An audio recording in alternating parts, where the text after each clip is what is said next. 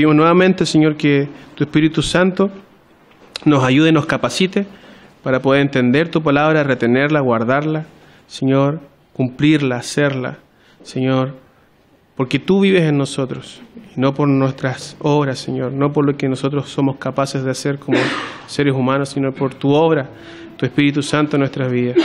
Señor, enséñanos, redargúyenos, Padre, Señor, repréndenos, Señor, y anímanos, Señor, a través de tu palabra en este día. Te lo pedimos en el nombre de Jesús. Amén. Voy a invitarlos, hermanos, que vayan a Apocalipsis capítulo 2. Hoy día es la última predicación de la iglesia de Éfeso. Y la próxima semana vamos a estar en Esmirna.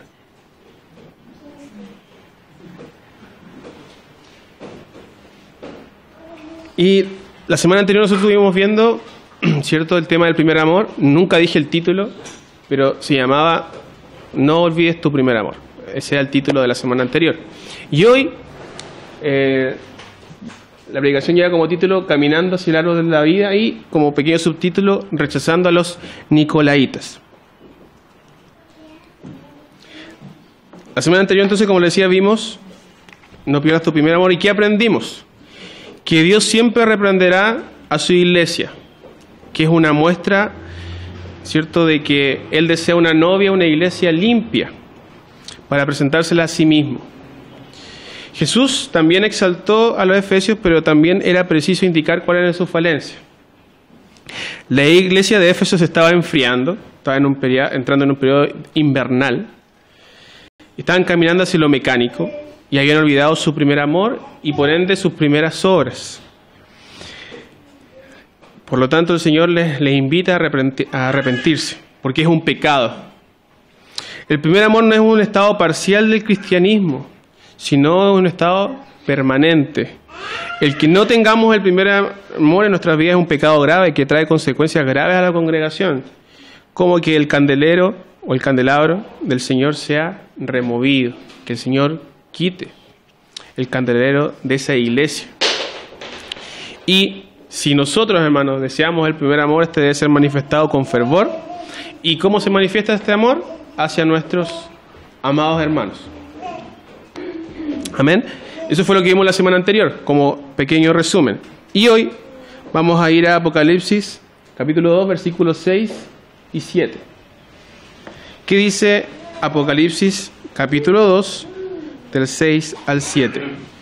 Pero tienes esto, que aborreces las obras de los nicolaitas, las cuales yo también aborrezco. El que tiene oído, oiga lo que el Espíritu dice a las iglesias. Al que venciere le daré a comer del árbol de la vida, el cual está en medio del paraíso de Dios. Entonces nos vamos a concentrar en los últimos dos versículos de este mensaje, de esta epístola, podríamos decir epístola, pequeña epístola a Éfeso. Los efesios no habían vacilado en los asuntos doctrinales. Nunca habían vacilado en este aspecto. Siempre fueron defensores, como vimos hace 2 semanas atrás. Seguían fieles a la palabra. El Señor censura, ¿cierto?, a los efesios, ¿cierto?, en el aspecto de su primer amor. Los recrimina, los reprende. Pero nuevamente los alaba, ¿cierto?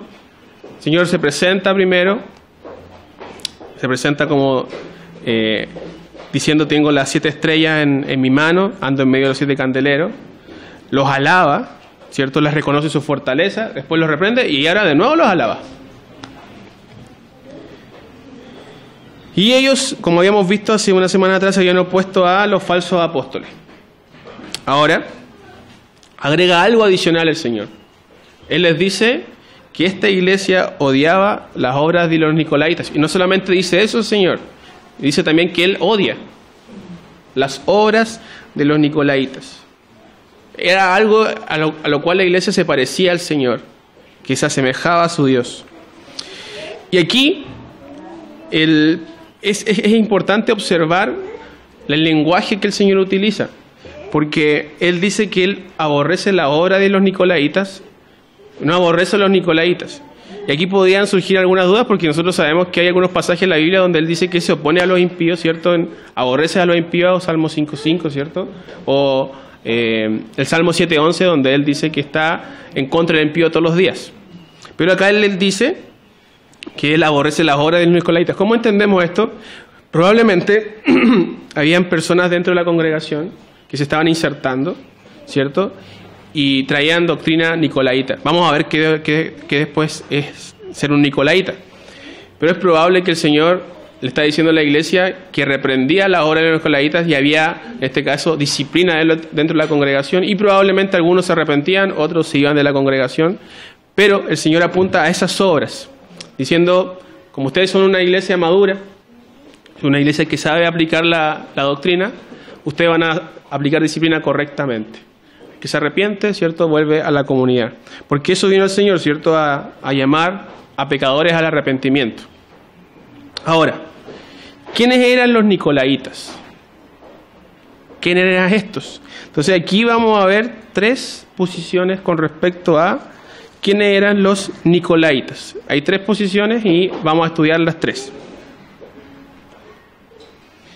La primera posición es la que estipula Ireneo de Lyon. ¿Quién era Ireneo? Él era discípulo de Policarpo y Policarpo fue discípulo de Juan.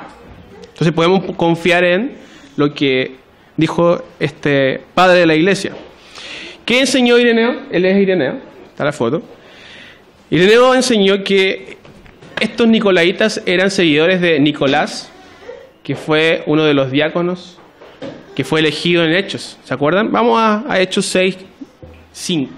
Hechos capítulo 6, versículo 5.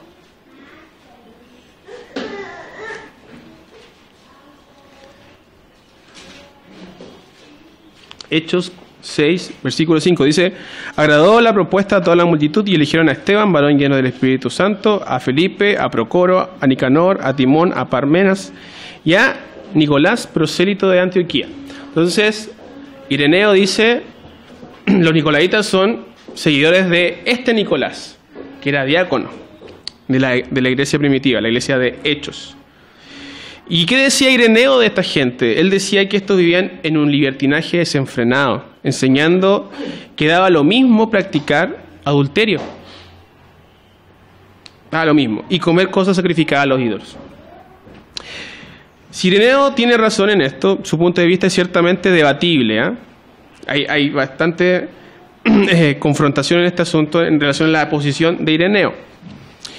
Y básicamente lo que él decía es que Nicolás había apostatado de la fe. Pero surge otro padre de la iglesia que es Clemente de Alejandría, que él defendió a Nicolás. Él dijo, los seguidores de Nicolás lo malinterpretaron.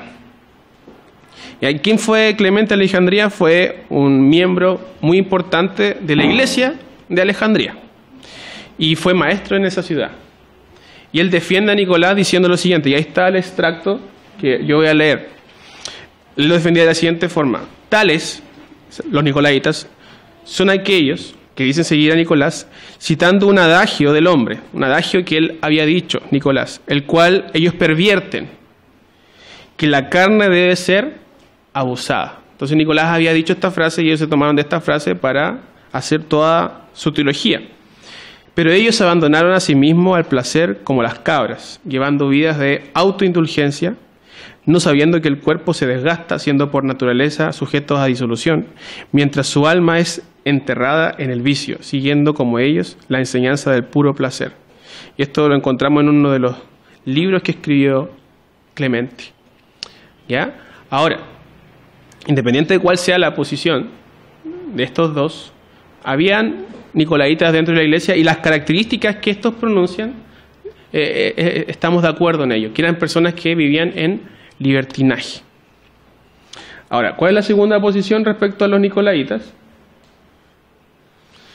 Ese es el símbolo actual del gnosticismo. Y la segunda posición es que ellos son gnósticos.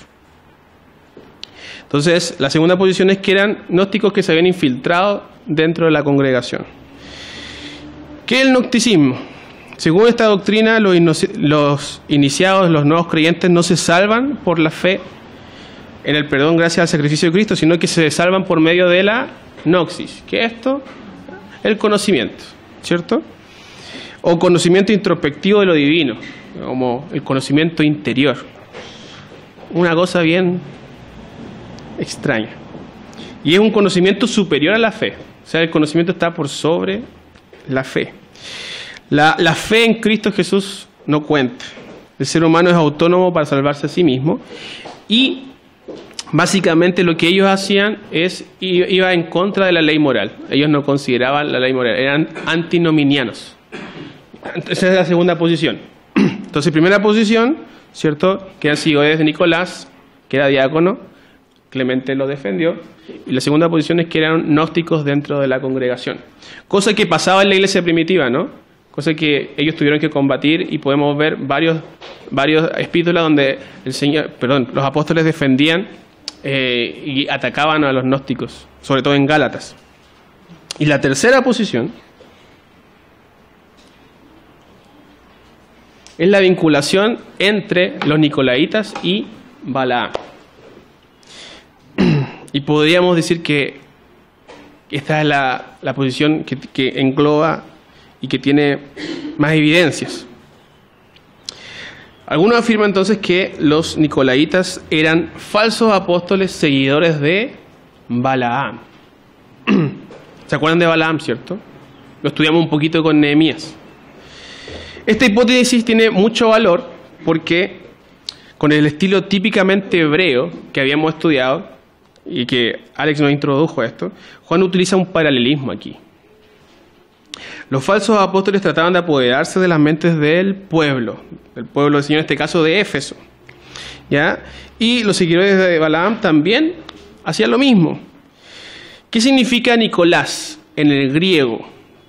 Sí, Nicolás significa el que subyuga a la gente. Hay otra traducción que es importante que la consideren, que es la victoria de la gente. Y Balaam significa en hebreo el dominador del pueblo. Entonces acá hay un paralelismo entre Nicolás y Balaam. Al comparar lo que se dice acerca de los seguidores de Balaam y de los nicolaitas, asumimos que estos engañadores pertenecían al mismo grupo. Y esto lo podemos ver en el mismo capítulo, pero vamos al versículo 14 y 15. Apocalipsis 2, 14 y 15.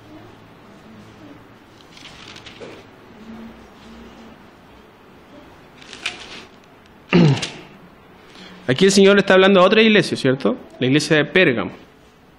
Y dice: pero tengo unas pocas cosas contra ti, que tienes ahí a los que retienen la doctrina de Balaam, que enseñaba a Balac a poner tropiezo ante los hijos de Israel, a comer cosas sacrificadas a los ídolos y a cometer fornicación. Y también tienes a los que retienen la doctrina de los nicolaitas, la que yo aborrezco. Entonces acá hay una relación íntima entre la doctrina de Balaam y de los nicolaitas. Y si podemos observar, en este pasaje apunta a las cosas sacrificadas y a la fornicación, cosa que yo ya había nombrado. Entonces, básicamente en este sentido, ser un nicolaita era ser un seguidor de Balaam. Juan combate esta herejía a través de esta carta, ¿cierto? Y la iglesia de Éfeso también por sus características defensoras. Ahora, básicamente, como ya había dicho, este grupo tenía una tendencia a la gnosis, al conocimiento, una falta de valores morales. Había un libre desahogo de las pasiones desordenadas sexuales y trataron de introducir esto a la iglesia. O sea, había una cierta licencia, al menos en la iglesia de Pérgamo, en relación a estas cosas. Y fue uno de los primeros peligros que hubo en la iglesia primitiva, como ya había mencionado, y que fue combatido en Gálatas. Entonces, estos nicolaitas básicamente lo que hacían era pervertir y tener un mal concepto de la gracia.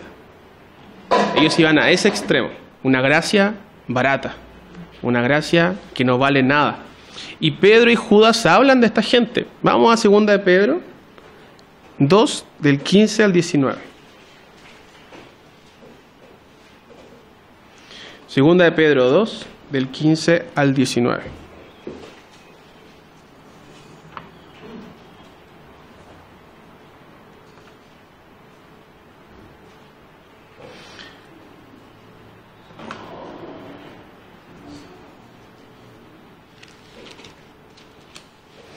Dice, han dejado el camino recto y se han extraviado siguiendo el camino de Balaam, hijo de Beor, el cual amó el premio de la maldad y fue reprendido por su iniquidad, pues una muda bestia de carga, hablando con voz de hombre, refrenó la locura del profeta.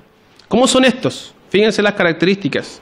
Estos son fuentes sin agua y nubes empujadas por la tormenta, para los cuales la más densa oscuridad está reservada para siempre. Pues hablando palabras infladas y vanas, seducen con concupiscencias de la carne y disoluciones a los que verdaderamente habían huido de los que viven en error. Les prometen libertad y son ellos mismos esclavos de corrupción, porque el que es vencido por alguno es hecho esclavo del que lo venció. Y quiero que tengan en la memoria esas palabras relacionadas a vencido y venció. Judas 1:4. Judas 1:4 y Judas 1:11.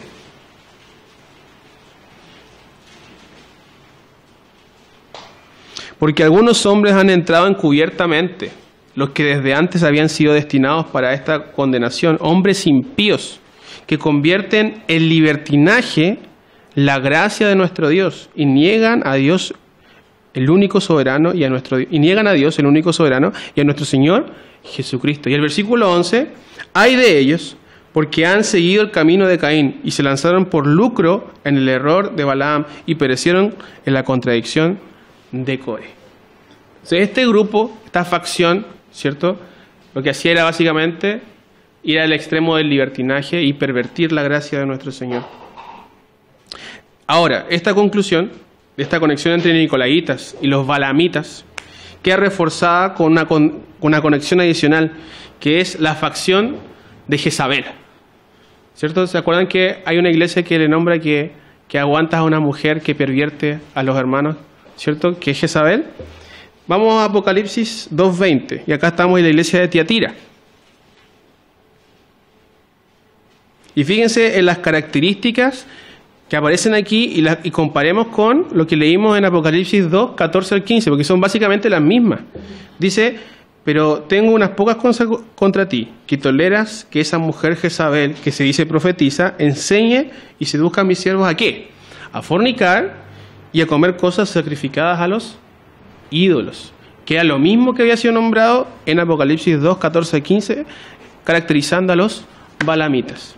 Entonces finalmente descubrimos que la facción jezabélica y balámica y los nicolaitas básicamente son tendencias similares, prácticamente idénticas. Por esta razón parece ser una herejía particular, la cual estaba siendo introducida en estas iglesias del Asia Menor. Y el Señor apunta a ellas. Eran tan aberrantes, hermanos, estas prácticas, estas introducciones dentro de la congregación, que el Señor las caracteriza como las profundidades de Satanás. Vean el versículo 24 del capítulo 2. Dice, pero a vosotros y a los demás que están en Tiatira, en cuanto no tienen esa doctrina y no han conocido a los que ellos llaman las profundidades de Satanás, yo os digo, no os impondré otra carga. Y caracteriza al Señor Jesucristo a esta facción jezabélica, que es similar a la balámica, como prácticas que son iguales a las profundidades del infierno.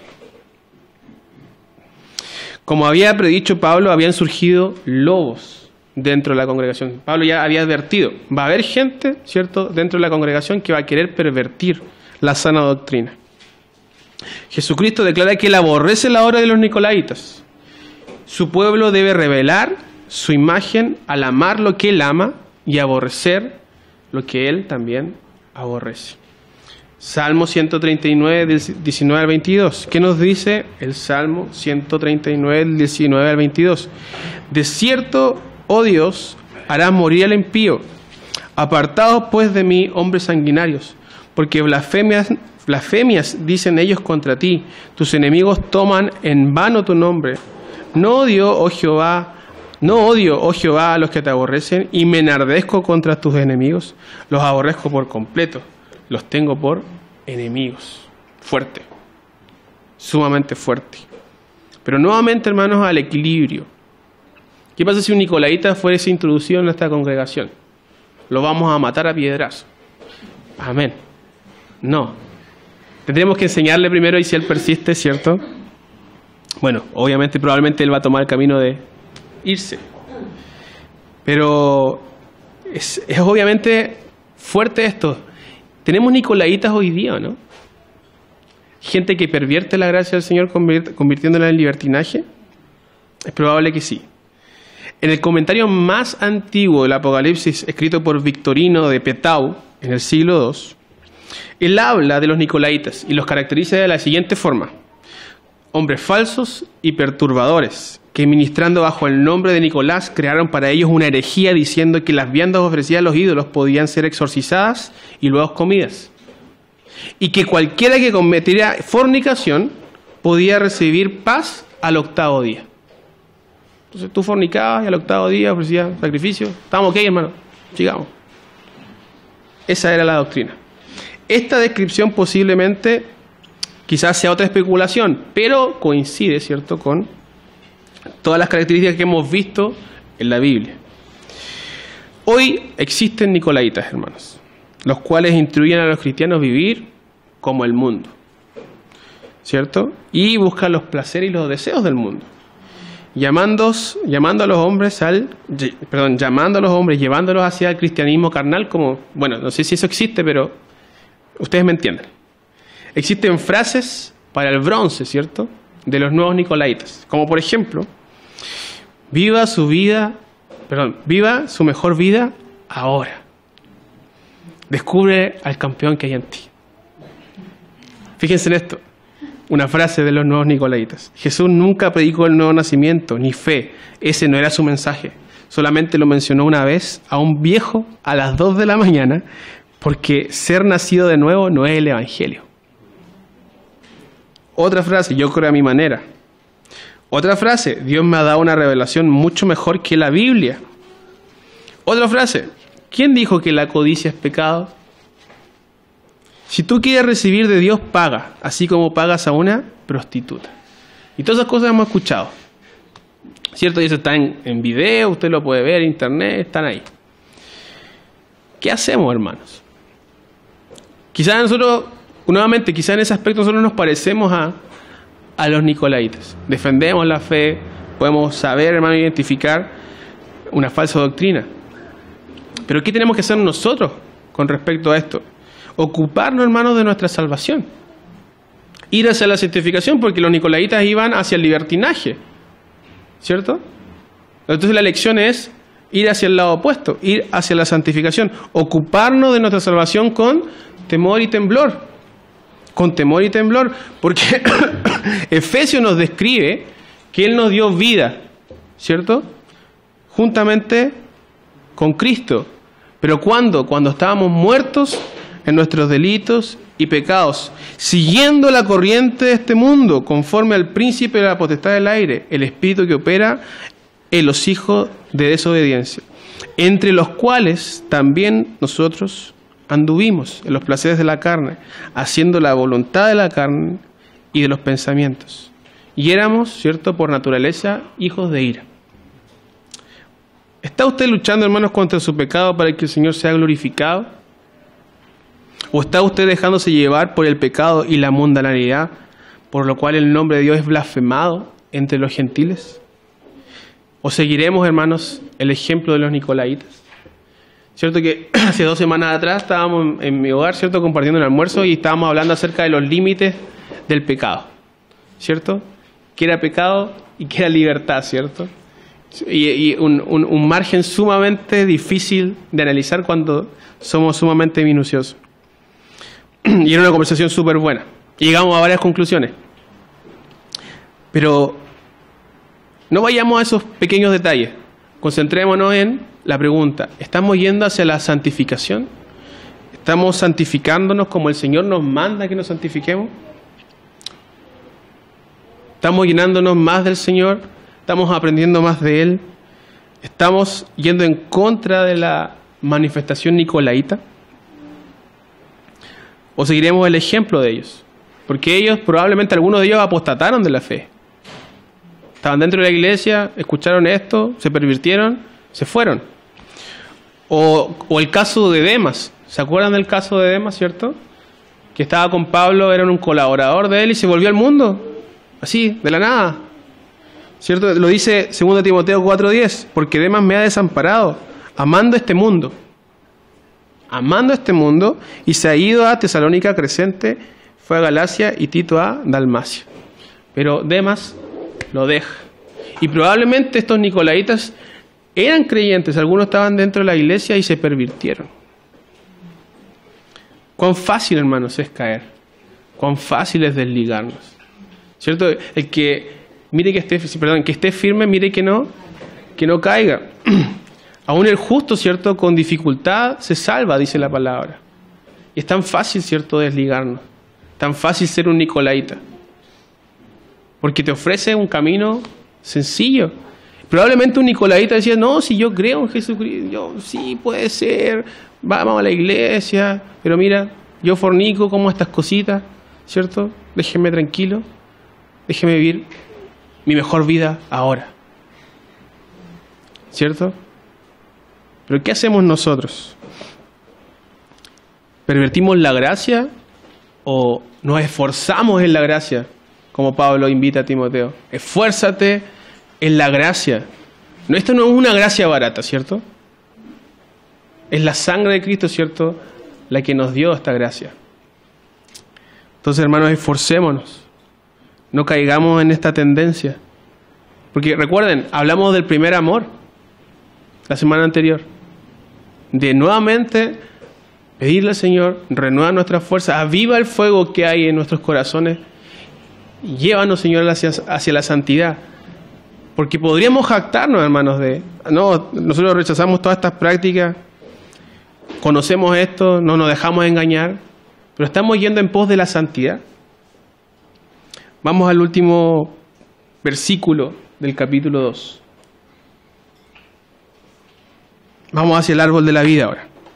Versículo 7. Que todo el que tenga oído escuche lo que el Espíritu dice a las iglesias. A todo el que triunfe le daré permiso para comer del árbol de la vida que está en el paraíso de Dios. ¿Cierto? La primera frase es: todo aquel que tenga oídos, oiga lo que el Espíritu dice a las iglesias, ¿cierto? ¿Este lenguaje de quién es? ¿Se acuerdan quién decía estas cosas o no? El Señor. El Señor decía esto. El Señor, ¿cierto? El que tiene oídos para oír, oiga. Lo dice en Mateo 11:15, lo dice en Mateo 13:9. El que tiene oídos para oír, oiga. Entonces el Señor está diciendo, esto es importante. Esto es súper importante. No se lo pierdan. Tomen atención. El Señor nos está diciendo, si tienes oído, escucha.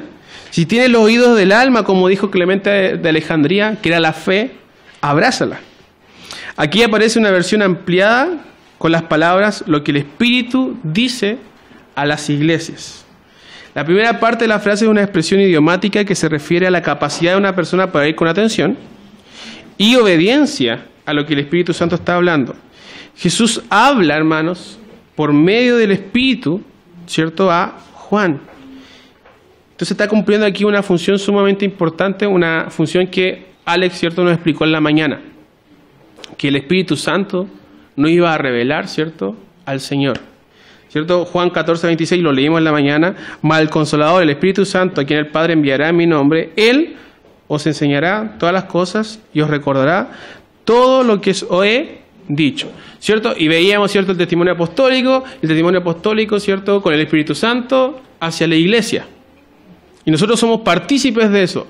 Pregunta entonces, ¿esto confirma más todavía esto? ¿Esta carta es solamente para los efesios o para todos nosotros? Somos parte, ¿cierto?, de esta carta. Juan 15:26, pero cuando venga el Consolador, a quien yo os enviaré el Espíritu de verdad, el cual procede del Padre, Él dará testimonio acerca de mí. Juan 16:13-14, pero cuando venga el Espíritu de verdad, Él os guiará a toda la verdad, porque no hablará por su propia cuenta, sino que hablará todo lo que oyere y os hará saber las cosas que han de venir. ¿Cierto? Apocalipsis. Él me glorificará porque tomará de lo mío y os lo hará saber. Entonces vemos este proceso donde el Señor, ¿cierto?, se muestra a través de Cristo, ¿cierto? Cristo, ¿cierto?, manifiesta al Padre. Pero el Espíritu Santo nos muestra a Cristo, ¿cierto? Los apóstoles con el Espíritu Santo nos muestran a Cristo y la iglesia muestra a Cristo al mundo, ¿cierto? Y vemos acá una cadena de transferencia, ¿cierto? El Señor, ¿cierto?, transmitiendo al Padre, el Espíritu Santo transmitiendo al Hijo y la iglesia transmitiendo a Dios mismo, al Espíritu Santo. Entonces, hermanos, es importantísimo considerar que el Espíritu Santo es Dios mismo quien nos está hablando aquí. El Espíritu Santo nos está hablando. Escuchen, si ustedes tienen oídos, si ustedes tienen fe, escuchen lo que el Espíritu Santo está hablando a las iglesias. Ahora, segunda parte del párrafo. A todo el que triunfe le daré permiso de comer del árbol de la vida, que está en el paraíso de Dios. Aquí la frase, el que triunfe, está en un griego, en un participio presente. ¿Qué quiere decir esto? Si lo podemos traducir, debería decir el que está triunfando. O sea, en este momento, tú eres creyente, estás triunfando. No es un tiempo pasado o perfecto, como una acción finalizada, sino como una acción actual y continua. Eso quiere decir, los que estén triunfando, ¿cierto? Ahora incluso, yo les voy a dar de comer del árbol de la vida. Es decir, el conflicto y las pruebas de la vida presentes en el mundo y en la iglesia no son definitivos, hermano. El triunfo previsto en la iglesia tiene un fundamento. ¿Y cuál es ese fundamento? La victoria, ¿cierto?, de Cristo. Él venció, y no nosotros. Cristo ganó la batalla, ¿cierto?, y también la guerra, pero nosotros seguimos batallando. Vamos a Juan 16:33. ¿Qué nos dice Juan 16:33?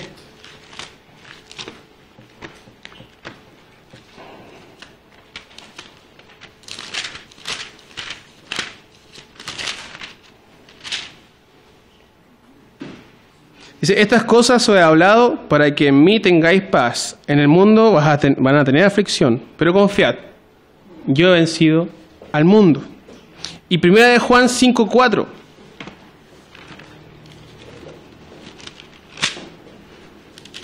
Nos dice, porque todo el que es nacido de Dios vence al mundo. Y esta es la victoria que ha vencido al mundo. Nuestra fe. ¿Cierto? Nosotros ya no es que tengamos que vencer al diablo, vencer al mundo, fueron vencidos por Jesucristo en la cruz del Calvario. Pero ¿cómo obtenemos este triunfo? A través de la fe en Jesucristo.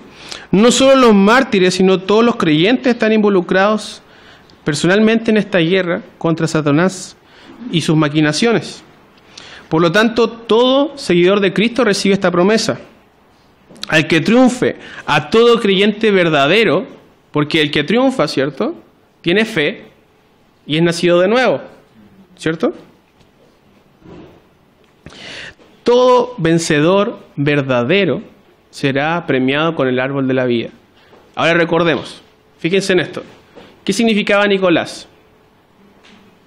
Dominador del pueblo, ¿cierto? Y otra traducción era vencedor del pueblo. Entonces, en cierta medida, lo que le está diciendo el Señor, ustedes son verdaderos vencedores. No como los nicolaitas. Le está diciendo, ustedes, Éfesos, son verdaderos vencedores y yo les voy a dar el premio final. Ahora, hermanos, al referirse, ¿cierto?, al árbol de la vida, el autor, ¿cierto?, se retrotrae y vamos a, como dijo Jano, al principio, ¿cierto?, de la creación. ¿Cierto? Donde estábamos en el huerto del Edén y lo podemos ver en Génesis 2:9, ¿cierto?, que Dios hizo nacer todo árbol delicioso, bueno para comer, y también el árbol de la vida que estaba en el medio del huerto y el árbol de la ciencia del bien y del mal. ¿Y qué pasó? ¿Cierto?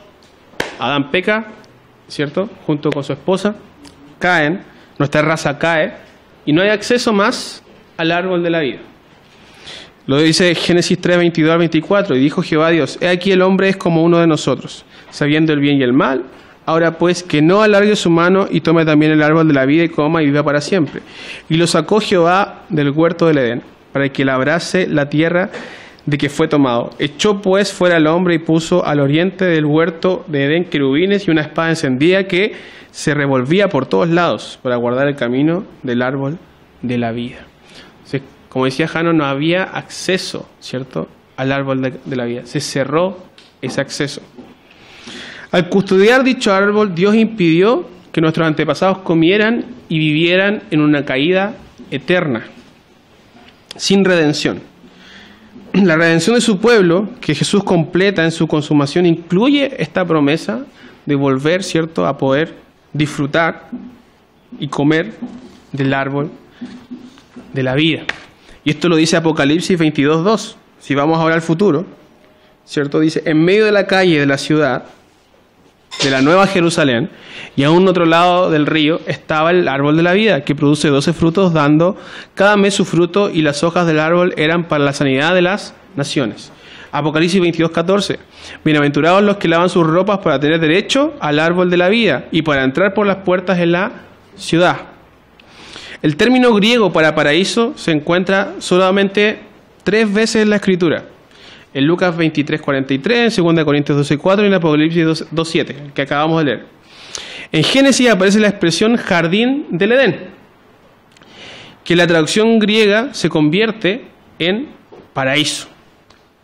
Procedente del persa antiguo, esta palabra describe una palabra como un parque amurallado, como un lugar de eterna felicidad. En el Antiguo Testamento sugiere un lugar delicioso, deleitoso, no dañado por el pecado. Se encuentra al principio y al fin de la Escritura.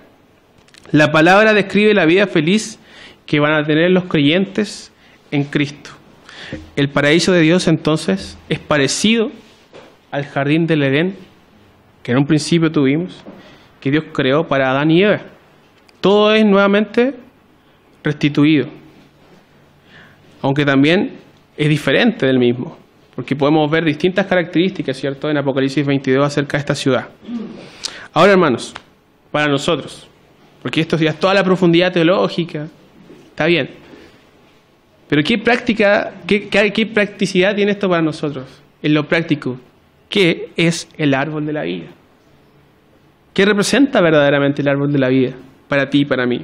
Charles Spurgeon, hablando acerca de esto, dijo: yo estoy seguro de quien ama a Jesús se deleita pensando en las exquisitas palabras que salieron de sus labios.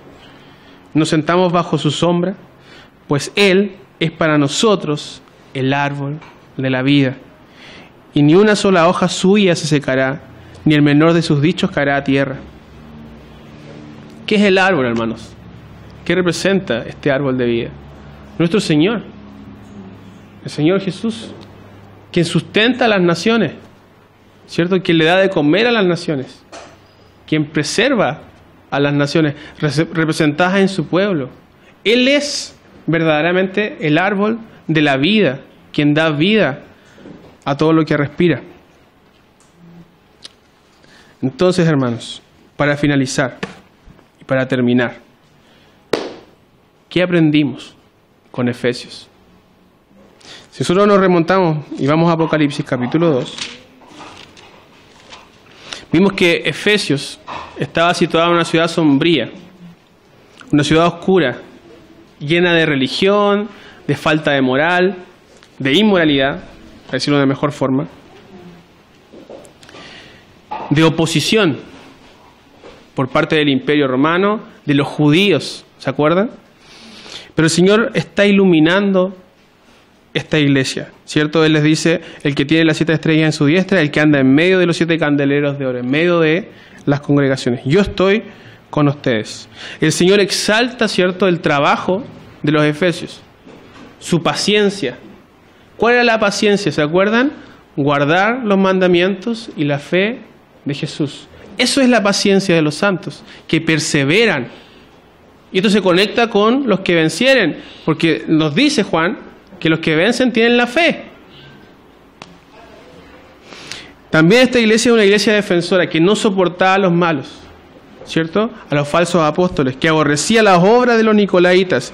Una iglesia que sufría por el Señor, una iglesia que no desmayaba, pero una iglesia también que le faltaba, ¿cierto? Habían perdido el primer amor. El gozo de la salvación no era un eco constante de la congregación. Y el Señor les dice: arrepiéntanse, porque si no, voy a venir y voy a quitar el candelero y lo voy a remover. Recordemos eso, hermanos.